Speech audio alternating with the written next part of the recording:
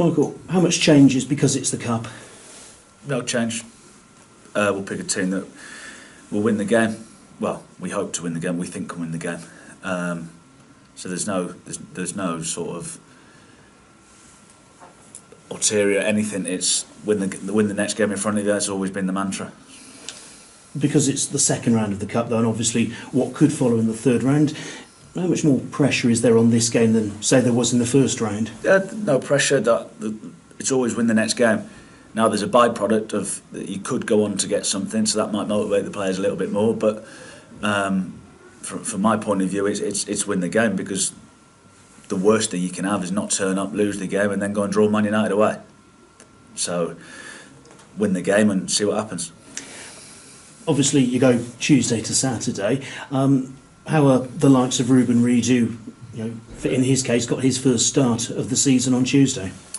Well, we'll wait and see today. Obviously, they do their wellness markers and the fatigue markers and everything like that now. So the sports science staff will have all that this morning. Then we'll assess them in training, have a look at them, see if anyone looks leggy, count the bodies almost, because it's coming so quickly, and then we'll, again, like I said, pick a team that we think's good enough to win the game, hopefully.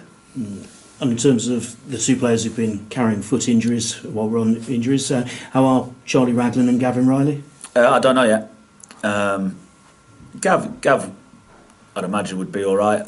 Rags, I've not seen him yet this morning. Obviously, they're all down now. We have a meeting in a minute to find out who's about and who's not. But Rags, I don't know whether his infection was that bad that he's not going to be available or not. I honestly don't know. And could it be a case of sort of a combination of strikers to get through the 90 minutes? Because obviously, when you're working players back, that can be quite useful. Well, we've got enough centre forwards, so we need to pick the right two, based on fitness, form, and the opposition. So that's what we'll try and do. When the draw was announced, on paper, people would have thought, Port Vale below Cheltenham in the table, really good chance. But A, they're on a good run of form, and B, they're sneaking up that table, aren't they? They've been excellent this year. I think they're 3 points behind us, but they got beat on Saturday, which I think that was the first defeat in 6, I think it was. So they've been on a good run. They've got a way of playing. They're organised. They're fit. So similarly to ourselves, they've been much improved this season. So we're under no illusions that as we've drawn our last 3 games. So we have to be better with the ball than what we were last week, and then hopefully be as resilient defensively. Obviously, Luke Varney has been so important for you the last year or so. How have the team now got to adapt to scoring goals without him? Because that might have something to do with the 3 draws. No, I don't think it's got anything to do with that, to be honest. I think we've not created enough opportunities for the centre forwards.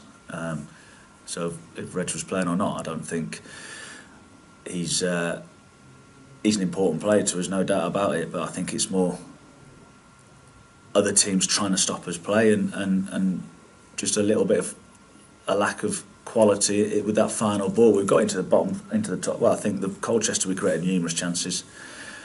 Tuesday night we weren't good enough with the ball. So there's other factors in regards to. I don't think it's more us not creating enough chances than one person being missing. And is that sort of the continuation of teams sort of working out what you're about, maybe paying you more attention as well? And does that sort of then mean that you need sort of plan B and plan C now as well? There's different challenges. There's always a plan B and a plan C. It's just working it out at the right moment. So with every game you tweak things before the game, within the game, and it's only 5 yards here and there, but we think we're a good team. We've been good at home.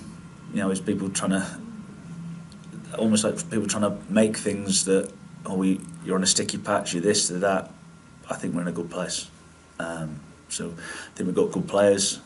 If we turn up and move the ball around as we have done in the past, I'm sure it's a matter of time before we go and score a few more goals. Back to Vale, their defeat on Saturday, no Tom Pope for that. How important a player is he for them? Well, he's been more of an impact player for them this year. Richie Bennett has been the one. Similar type players, really, both big lads. They get it into them, but they've got good energy around them as well. They support from midfield really well. The 2 wide men are a threat. So he is important to them, but I don't think he is the be all and the end all. They've got some very good players.